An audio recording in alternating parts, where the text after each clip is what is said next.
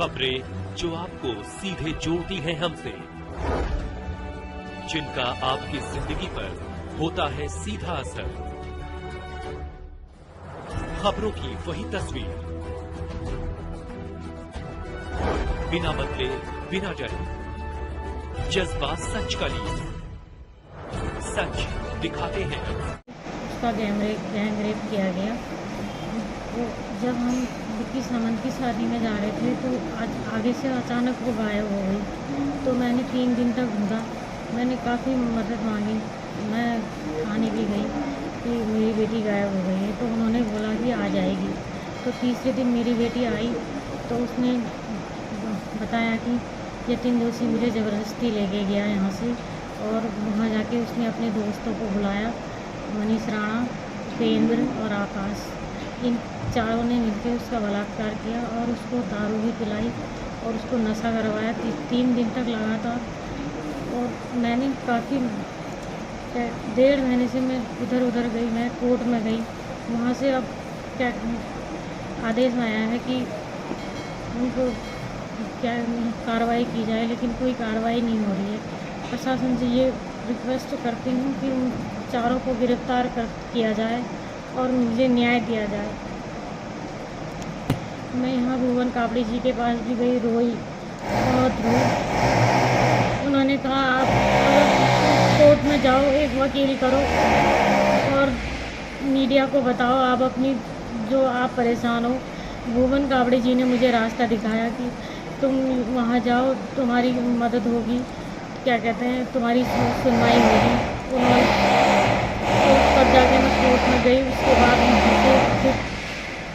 मैंने वहाँ से केस किया तो यहाँ पर अब आदेश आया है, तो उसके बावजूद ये लोग अब उनको गिरफ्तार नहीं कर रहे हैं।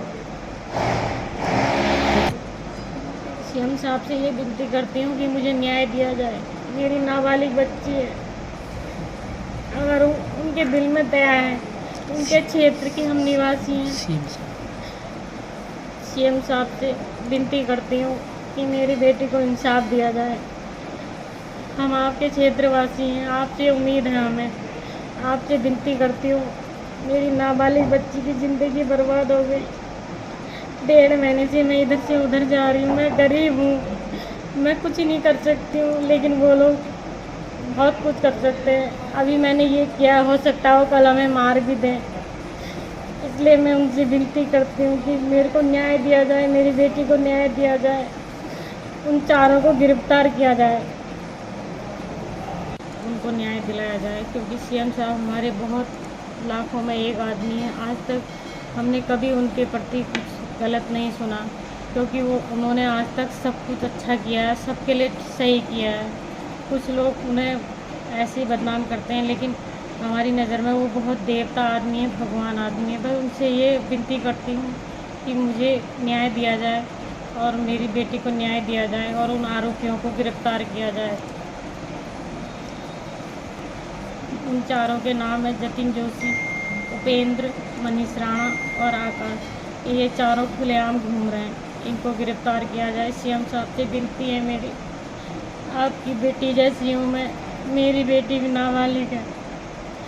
हमने आपके बहुत आपका नाम सुना है, बहुत आज तक आपने सबको न्याय दिया है, हर किसी को न्याय दिलाया है। आज आप मुझे भी न्याय दिलाएंगे। आपसे विनती करती हूँ, आप मिनटों में हम जैसे लोग आपसे कहाँ मिल पाते हैं, लेकिन मैं इसी थ्रू में आपसे निवेदन कर रही हूँ कि मेरी बेटी को न्याय दिया जाए। ये आपके द्वारा ही मुझे पता चला है, और जो है कि पुलिस को इन मामलों को गंभीरता से लेना चाहिए। पीड़ित व्यक्ति को कोर्ट जाने तक अगर मजबूर होना पड़ रहा है तो जो है कि वाकई दुखद है, और हम आगे कहेंगे कि जल्द से जल्द इसमें आगे कार्रवाई की इसमें बातचीत करेंगे, और जो भी इसमें आगे कार्रवाई है उस उचित कार्रवाई करवाने के लिए जो है मीडिया थाने को और सीओ से बात करेंगे। सरकार सिर्फ झूठी बातें करती है, कानून व्यवस्था, लूट, डकैती, हत्या और जो है कि रेप लगातार उत्तराखंड में बढ़ते जा रहे हैं, जिससे सरकार की लचर कानून व्यवस्था स्पष्ट दिखाई देती है। और हम हमेशा विधानसभा के सदस्य इस बात को कहते हैं कि उत्तराखंड की कानून व्यवस्था बहुत ही ध्वस्त हो गई है और सरकार को इसको गंभीरता से लेना चाहिए।